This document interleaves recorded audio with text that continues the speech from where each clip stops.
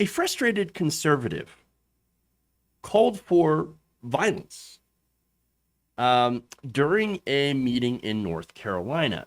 So now this happened during a meeting, during a presentation by a man named DeLancy. Now, DeLancy, of course, is looking into quote unquote voter fraud in North Carolina, and has launched a dozen, no, maybe not a dozen, but quite a few unsuccessful challenges and lawsuits to North Carolina, to the voting in North Carolina. In fact, the Voter Integrity Project, which is what this guy heads up, actually attempted to challenge dozens of registered voters on the basis of jury excuse forms that indicated that they might not be citizens of North Carolina. And so during this meeting, where people were able to chime in, well, there was some talk about getting your guns. So now, let me give you the details according to reporters that were there. Now, DeLancy had told the crowd, quote, there are these people that are running around saying that there's no voter fraud because there's no prosecutions. Well, have you gotten the gist of how hard it is to get a stinking prosecution? Have you gotten that yet? So it's really hard to get one. Okay, look, I'm going to break this down after all of this. But after he'd said that, a woman with short silvery hair raised her hand and stood to speak. Now, this is a crowd of, I would say, somewhere around 50 people, basically all white but one, just to show you what the crowd is and who they are. Now, that woman said, do you really think that we can't go in and break dishes and we're supposed to sit back like this? I don't think we've got that type of time. I really don't. My real fear, and this is coming from someone who's usually pretty calm, cool, and collected. I want to go out with a baseball bat and break some dishes and make some things happen. I'm tired of this. I have a real fear that there's going to be civil unrest amongst what are usually very peaceful people. You can only be pushed to the precipice before I'm done. I mean, where are we going to go golf? Okay. Curious. So now DeLancy told her, trust me. I'm sorry. She continued by saying, I'm still not getting any direct action on what I can do. So again, this woman is worried about voter fraud, basically, and how there's just been, because there's no evidence of voter fraud, that none of their concerns, with them wanting to basically replace Joe Biden with Donald Trump and put Donald Trump back in office because of this specter of voter fraud, right? So you have this woman out there getting really, really frustrated about this, that nothing is happening. Okay, well, DeLancy told her, trust me, that's next, but the question of the ballot box versus the ammo box, and I'm trying to avoid, to which then the woman interrupted saying, quote, I've got lots of ammo. I've got lots of ammo. What? Wait, okay. Whoa, hold on here. I got ammo. She would prefer, seemingly, to go with the bullet box. Yikes. So now DeLancy chimed in. He said, whoa, honey, you don't have enough. You don't have enough. There's not enough ammo on this planet for what you're talking about. Just saying, so calm down. So this guy, who was out there, by the way, perpetrating the big lie, talking about the big lie, spreading it, and saying, oh, we're going to do something about it. We're going to do something. We're going to do something about it. Now, he says, well, what we're going to do is we're going to go the legal route, and we're going to challenge all these votes. Where this person, she's already at the point of, I'm going to grab my gun. This is where they're at. Scary stuff. So now let me break this down piece by piece, okay? So the man that, as I said, was speaking was John DeLancy. Or I'm sorry, not John. That's cute from Star Trek. This is Jay DeLancy. Apologies to John there. Uh, this person is a retired Air Force colonel who runs the Voter Integrity Project. Again, these challenges that the Voter Integrity Project brought to the State Board of Elections were roundly rejected. And successive efforts to obtain legislation remedies also failed. Now, so he talks about prosecutions of voter fraud being pretty difficult to do. And that's why, well, there's so few. They're hard to do. Well, no, but by most accounts, there's actually been pretty much a handful of incidents in which somebody had actually been prosecuted successfully for voter fraud. And that's because it's not because it's hard to do, it's just because it's so rare. Voter fraud is a crime, yes. And look, very few people want to actually do it. And the ones that do, most of those end up doing that by mistake, filling out the wrong form, or forgetting that they had already filled out an application, or things like that. Okay? Honestly, think about it. When 40% of the country, and this is eligible voting age adults, when they choose not to vote, it's kind of crazy to think that there are people that are so invested in voting that they're willing to do a crime, showing up to 2 different places to vote twice, forging names, in a country where voting apathy is so incredibly high. It doesn't make any sense. Not to me. Most people, again, they're not interested in voting. A lot of people feel like, oh, it doesn't really matter. My voice doesn't matter. What's it going to do, right? There's so much apathy in this country. And you think, well, who's the people that are highly motivated? Well, it turns out there are a few people. There has been voter fraud, as I just mentioned, that there's a handful of them that actually happen. A lot of them by Trump supporters that are whipped up about, ironically, voter fraud. Nonetheless, when it comes to this kind of logic, and when you really think about it, it doesn't make any sense. But again, they believe it.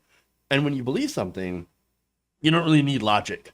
Really, it's about feelings, and their feeling, hearing, basically reading the statement from this woman is that it's about loss. They feel loss. Supposedly the America that they knew is going away, which was overwhelmingly white and conservative, and they're scared. Oh my God, I have to use proper pronouns now. I can't say the N-word. I'm going to get canceled. I don't want to be canceled. I don't understand this new world. They've stolen it from me. It's too diverse now. There's brown people around me. I don't understand. They're speaking a different language, speaking Spanish in America. I don't understand what they're saying. What if they're making fun of me? What if they're here illegally? What if they're here to take my jobs? What if they're here to vote illegally? They're raising my taxes. What do I do? It's fear. It is all based on fear, no evidence. It's fear of a changing world that leaves them behind. And the people who refuse to learn refuse to change.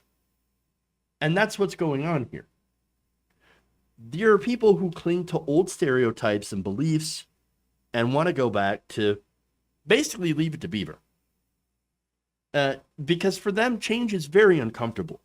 It is scary. They don't understand the world as it is, what it's becoming. And I can sympathize to that to an extent. All right. It's not an excuse. It's not a good excuse, but I can understand it. I get it. The longer that you've done and believed in certain things, the harder it is for you to change, especially if you grew up with those things and didn't challenge them and didn't question them at all. And again, the reality of that's the foundation of MAGA. Bring my country back to the way that it was. The only problem is the country that they want to bring it back to never really existed in the first place. Think about this one, right? The old times, the 50s and 60s. That's when marginal tax rates in the rich were at 90%. You had left-wing protests against the Vietnam War. You had strong unions until the 80s, until Reagan wrecked them. So the big thing that they seem to want to bring back, whether they realize it or not, is just mainly open racism. They don't want black people voting. They don't want gay and trans people to openly exist. They don't want atheists around challenging their religious beliefs. In reality, they don't want people challenging their worldview at all. Because when they do, a lot of people get scared. A lot of people get defensive. And that brings me to the ammo. She said before, I want to grab a bat and break dishes. I'm mad. I want to get my gun. I got ammo. I don't believe we lost. I think it was stolen from us. I don't have any evidence to prove it, but I have this feeling, it's in my gut that I lost. But not because I actually lost, but because it was taken from me. It's taken from me. That's the feeling. And of course, one of the reasons is that they've been told that, hey, you lost, that you didn't lose, you got it stolen from you. You got it stolen. I can't believe you let those libs steal the election. Sleepy Joe Biden, who cared? He didn't have any people at his rallies. Mainly because you had COVID. Joe Biden, not exactly the most exciting candidate. At the same time, you had COVID-19, in which most Democratic voters are like, I'm going to stay home. I'm not going to go to a rally. What are you talking about? And then, of course, there were the dumps, the vote dumps that happened once they started counting the mail-in ballots that came in. But again, evidence, right? They don't have evidence of massive voter fraud because there is no evidence of massive voter fraud because it doesn't exist. There is voter fraud for sure. It does happen. But massive voter fraud? No. This is why a majority of Republicans, 53%, falsely believe that Donald Trump is a true president, that he didn't lose. And a lot of them are hinging, as I said, on the dumps. Dumps. Big, massive dumps. He said, this is DeLancy, I just find it mighty interesting that Trump was winning those key battleground states that had those large dumps of votes after midnight. You get a massive number of ballots that suddenly show up that swing the election conveniently against Trump. Again, we're talking about something that we knew was going to happen. Something that everybody knew it was going to happen. DeLancy says, yeah, we knew that was going to happen, but still, convenient. Okay, well, it's convenient for Biden, sure. That's also the way that it turned out because, again, it's not a conspiracy. Everybody knew that in-person votes would largely benefit Donald Trump. Now, why did we all know that? Well, because Donald Trump, for at least a year, says don't vote by mail. Don't vote by mail. Don't do it. It's full of fraud. It's rife with fraud. Rife. Too much. Vote in person. Vote in person. Vote in person. Whereas Democrats are generally like, no. Don't vote in person. It's dangerous. Coronavirus. Stay safe. Do your mail-in ballots. In fact, a lot of our states are going to expand that capability.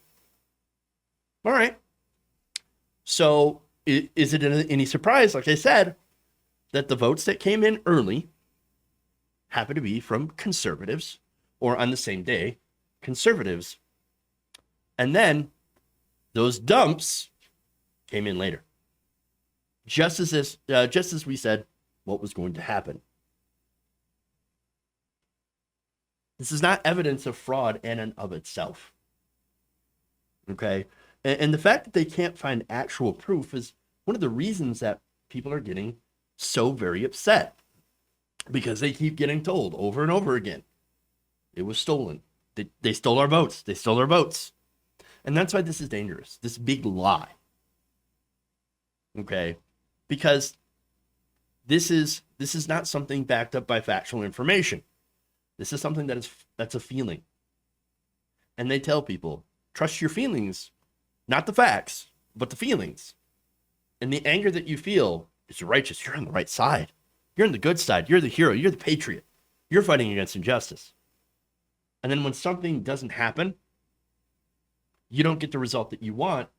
some people end up going towards violence.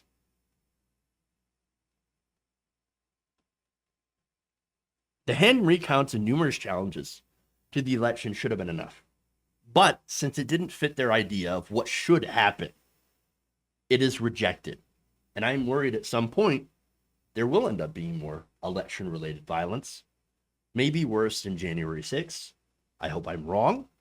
But comments like this, stuff like this, it may seem small, one or two people, but sometimes that's all it takes.